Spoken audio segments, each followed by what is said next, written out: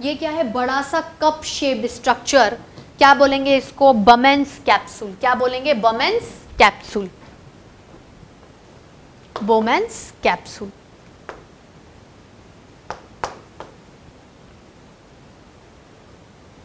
ठीक है, बात समझ में आई। अब मैंने कहा था कि बोमेंस कैप्सूल एक कप शेप्ड स्ट्रक्चर है जिसके अंदर बैठा हुआ एसोसिएटेड स्ट्रक्चर है ग्लोमेरुलस। ग्लोमेरुलस का मतलब क्या है, ग्लोमेरुलस एक टफ्ट ऑफ कैपिलरीज है। ग्लोमेरुलस का मतलब क्या है, tuft of capillaries. Tuft of capillaries मतलब गुच्छा है कैपिलरीज, कैपिलरी समझते हो ना, मतलब ग्लोमेरुलस अपने आप को कैपिलरीज के गुच्छे के फॉर्म में दर्शा रहा है। अब कैपिलरीज कहाँ से आएंगी, आर्टरी, कैपिलरी, वेन। आर्टरी ऐसे बनते हैं ना, आर्टरी का एसोसिएशन कैपिलरी, कैपिलरी का एसोसिएशन वेन। मतलब ये जो ग्लोमेरुलस बन रहा है ये कहीं ना कहीं किसी आर्टरी से बन रहा होगा और कहीं ना कहीं किसी वेन में जाकर खुल रहा होगा। ठीक है, तो ये मान लो कि so many arterioles are associated with capillaries. So many, अभी मैं सिर्फ स्ट्रक्चर के बारे में बता रही हूँ, I am not considering the function, इसकी वजह से थोड़ा सा कम समझ में आएगा।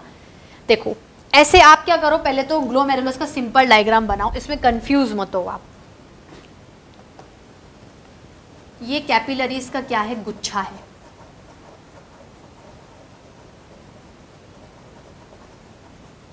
ये कैपिलरीज का क्या है, गुच्छा है, जिसको आप क्या बोल रहे हो, ग्लोमेरुलस। ये ग्लोमेरुलस, ये जो टफ्ट ऑफ कैपिलरीज हैं, ये एक एफरेंट आर्टेरियोल खुलेगी, एक स्ट्रक्चर आएगा एफरेंट आर्टेरियोल। क्या हो जाएगा, एफरेंट आर्टेरियोल। ए मतलब अंदर आ जाओ, ए का मतलब एफरेंट से, ए का मतलब अंदर आ जाओ। ये किसको कैरी करके आएगी, ऑब्वियसली ब्लड को कैरी करेगी ना। Afferent arteriole coming the blood and poured into the tuft of capillary, that is glomerulus. Glomerulus.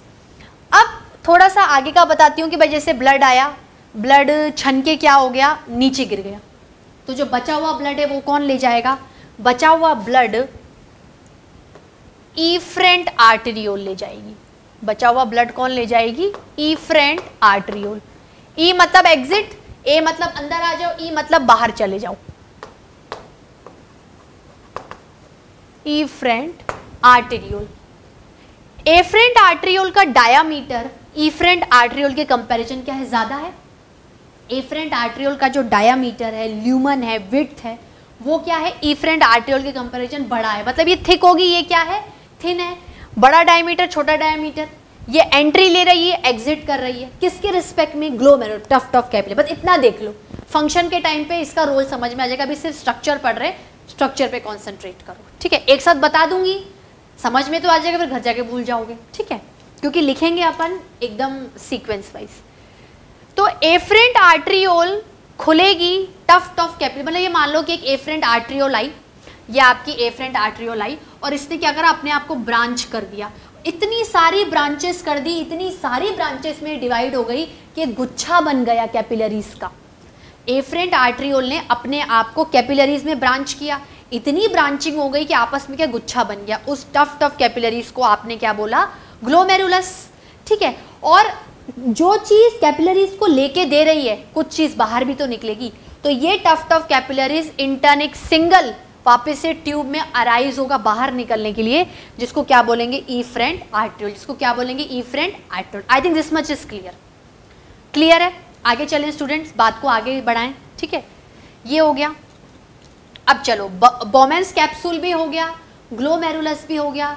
Glomerulus से रिलेटेड स्ट्रक्चर्स, एफरेंट मतलब अंदर, इफरेंट मतलब बाहर। ए मतलब अंदर आ जाओ, अ से अंदर, ई का मतलब एग्जिट, बाहर चले जाओ। ठीक है, अब क्या है, बोमेंस कैप्सूल किसमें ओपन हुआ, पीसीटी। प्रॉक्सिमल का मतलब क्या है, near by two बोमेंस capsule. Proximal मतलब नियर बाय, किसके नियर बाय, बोमेंस कैप्सूल के। कॉन्व्यूलेटेड मतलब थोड़ी कॉइल्ड है, और ट्यूब्यूल मतलब ट्यूब लाइक स्ट्रक्चर है। ठीक है, ऐसे कुछ ले सकते हो आप।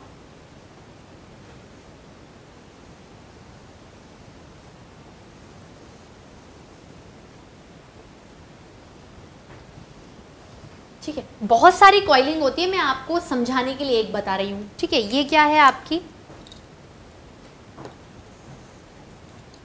PCT, proximal near by two बोमेंस capsule, convoluted coil, tubule मतलब ट्यूब लाइक स्ट्रक्चर। उसके बाद आपकी जो पीसीटी है वो किस में खुलेगी, लूप ऑफ हेनली में। लूप मतलब कुछ एक एंगल में चीज मुड़ेगी, ठीक है, और लूप बनाएगी। क्या बनाएगी, लूप बनाएगी, named after the name of scientist Henley. ठीक है, अब ये क्या है, ये लूप ऑफ हेनली चली, ये पीसीटी किस में ओपन हो गई, ये लूप ऑफ हेनली में। ठीक है, पीसीटी किस में ओपन हो गई, ये चला लूप। अब ये लूप क्या करता है, अपने आप को यू टर्न ले लेता है।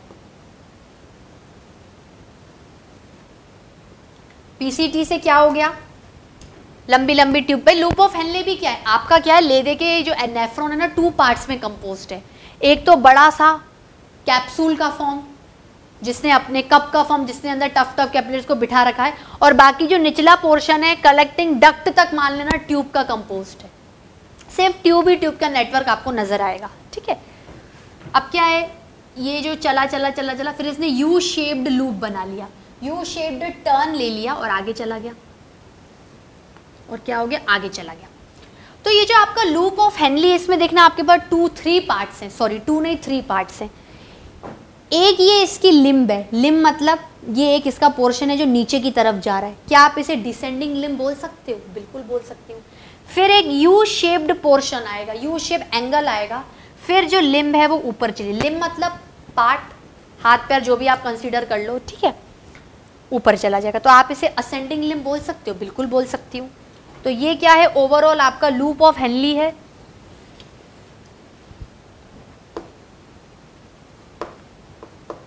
लूप ऑफ हेनली है, ठीक है, इसमें ये आपका डिसेंडिंग लिम्ब,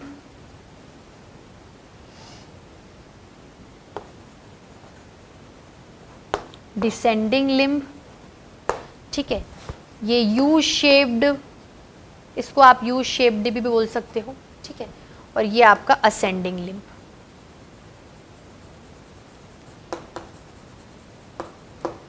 बात क्लियर हुई।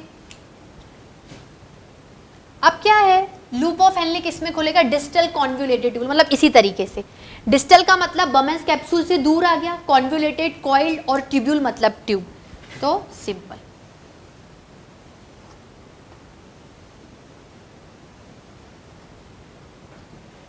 ठीक है, और डीसीटी किसमें होगा, कलेक्टिंग डक्ट में। कलेक्टिंग डक्ट का नाम कलेक्टिंग क्यों बोला, क्योंकि ये यूरिन को कलेक्ट करेगी ना, जो भी यूरिन यहाँ से बन रही है, बनती आएगी आएगी आएगी आएगी, वो फाइनली क्या होगी, कलेक्टिंग डक्ट में आ जाएगी।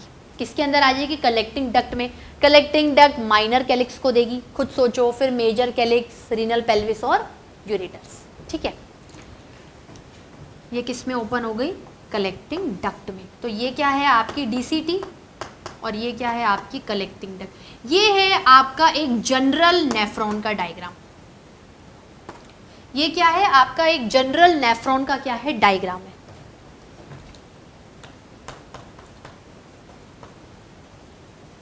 इसको नोट डाउन कर लो स्टूडेंट्स।